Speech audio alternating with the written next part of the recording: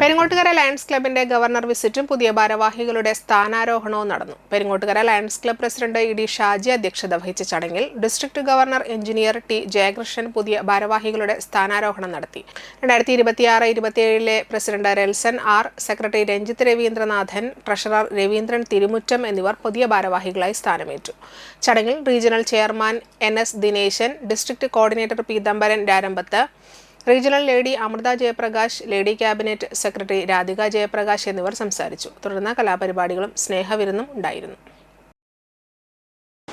നമ്മുടെ പ്രസ്ഥാനം 108 വർഷം പിന്നിട്ട് കഴിഞ്ഞതിന് ശേഷവും ഇപ്പോഴും നമുക്ക് ഈ പറയുന്ന 15 ലക്ഷത്തിലേക്ക് എത്തിക്കാനുള്ള വലിയൊരു മിഷൻ 1.5 എന്ന് തുടങ്ങിയിട്ടുള്ള 3 വർഷം മുമ്പ് തുടങ്ങിയിട്ടുള്ള ആ ഒരു മിഷനിലേക്ക് നമ്മുടെ പ്രസ്ഥാനത്തിലേക്ക് എത്തിക്കാനുള്ള വലിയൊരു പണിപ്പുരയിലാണ് നമ്മുടെ ലോക നേതാക്കൾ. It's my bounded duty to convey the message. തീർച്ചയായിട്ടും അത് നമ്മളെ സംബന്ധിച്ചിടത്തോളം നമ്മുടെ ഡിസ്ട്രിക്റ്റൊക്കെ വേണ്ടത്ര നല്ല രീതിയിൽ അച്ചീവ് ചെയ്തിട്ടുണ്ട് എന്നതാണ്. ഈ വർഷം ഒരുപാട് റെക്കോർഡുകളുടെ വർഷമാണ്. ഈ വർഷം ഒരുപാട് കാര്യങ്ങൾ ഇന്നോവേറ്റീവായി ചെയ്യാൻ കഴിഞ്ഞു.